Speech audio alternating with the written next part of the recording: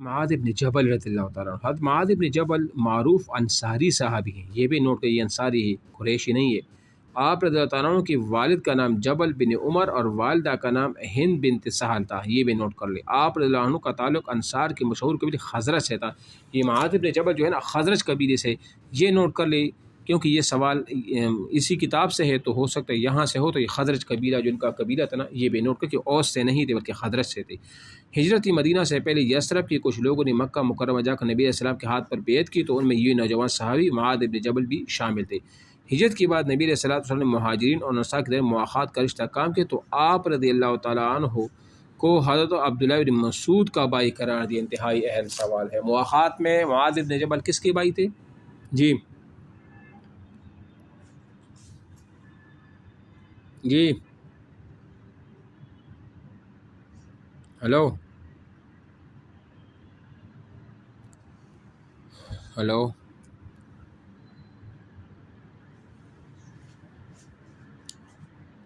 عبداللہ بن مسعود ہو، جب میں پوچھوں جواب دیا کرے، ٹھیک ہے نا؟ ہاں جی۔ حضرت معاذ بن جبل رضی اللہ عنہ تمام غزوات میں شامل رہی۔ غزوہ بدر کے موقع پر آپ علیہ السلام کی عمر 21 سال تھی، یہ بھی نوٹ کر۔ نبی علیہ السلام آپ رضی اللہ عنہ کو کاتب وحی بھی مقرر کیا اور بہترین قاری بھی قرار دی۔ ایک موقع پر نبی علیہ السلام نے فرمایا اغلاہم بالحلال والحرام معاذ بن جبل، یہ جملہ آپ علیہ السلام نے ان کے بارے میں وہ فرمایا تھا۔ معاذ بن جبل کم عمری کے باوجود نبی علیہ السلام کی نظر میں بہت مقام مرتبہ کے حامل تھے۔ یہی وجہ ہے کہ آپ رضی اللہ عنہ کو نبی علیہ السلام اپنی زندگی میں نہ صرف یمن کا گورنر فرمایا بلکہ مزید عزت اور شرف یہ بخشا کہ جب آپ رضی اللہ عنہ کو یمن کی طرف روانہ ہو رہے تھے تو نبی علیہ السلام آپ رضی اللہ تعالیٰ عنہ کو الوداع کہنے کے لیے آپ رضی اللہ عنہ کی سواری کے ساتھ پیدل مدینہ سے باہر تک تشریف لے گئے۔ ایک روایت کے مطابق نبی علیہ السلام نے آپ رضی اللہ عنہ کو نعم الرجل، کمال انسان قرار دیا۔ حضرت عمر فاروق کے دور خلافت میں معاذ رضی اللہ عنہ ملک شام کی گورنر ہوئی اور چند ماہ بعد شام ہی میں آپ کا انتقال ہوا۔ 18 ہجری میں آپ کا انتقال ہوا تھا، یہ آپ لکھ لیں۔ طاعون کی مرض میں آپ کا انتقال ہوا تھا۔ کون سے مرض میں؟ طاعون کی جب وبا پھیل گئی تھی نا 18 ہجری میں، تو اس میں ابو عبیدہ بن جراح بھی شہید ہوئے تھے اور اس طرح یہ صحابی بھی شہید ہوئے، ٹھیک ہے نا؟ اچھا، اس کے بعد ابو ذر غفاری ہے۔ ابو ذر غفاری جو ہے نا، یہ میں آپ کو ایک اور بات بتائی کہ یہ ایک ہیڈ بھی تھے، کس کے؟ اصحاب صفہ کے ہیڈ بھی رہے ہیں۔ تو ابو ذر غفاری کا نام جندب بن جنادہ ہے۔ انتہائی اہم سوال ہے کہ جندب بن جنادہ کس کا اصل نام ہے؟ تو ابو ذر غفاری کا ہے۔ آپ رضی اللہ عنہ کا تعلق مشہور قبیلہ بنو غفار سے ہے، یہ بھی اہم ہے، بنو غفار سے ان کا تعلق تھا۔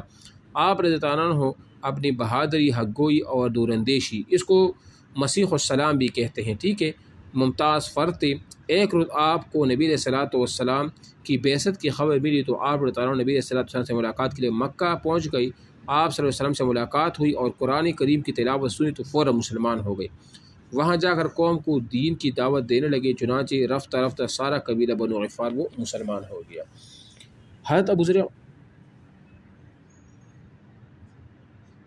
جندب بن جنادہ اصل نام ہے، شیخ الاسلام بھی کہا، مسیح السلام یا شیخ الاسلام، یہ دونوں نام ہیں، ٹھیک ہے۔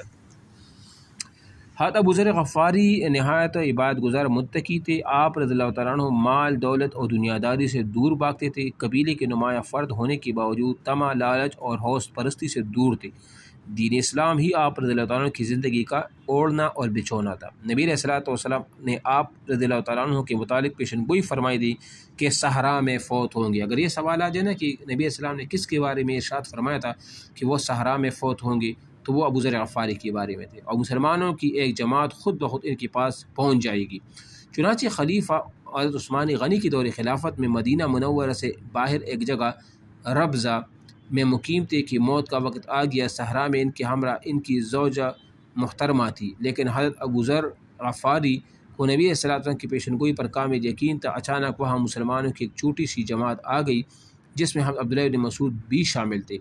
چنانچہ نبی علیہ السلام کی پیشن گوئی حرف بحرف پوری ہوئی۔ آپ رضی اللہ عنہ کی نماز جنازہ عبداللہ بن مسعود نے وہ پڑھایا تھا۔ یہ بھی نوٹ کر لے، اپنے پاس اہم ہے، نوٹ کر لے کہ ابو ذر غفاری کا نماز جنازہ کس نے پڑھایا تھا؟ عبداللہ بن مسعود نے، اور وہیں صحرا میں دفن ہوئی۔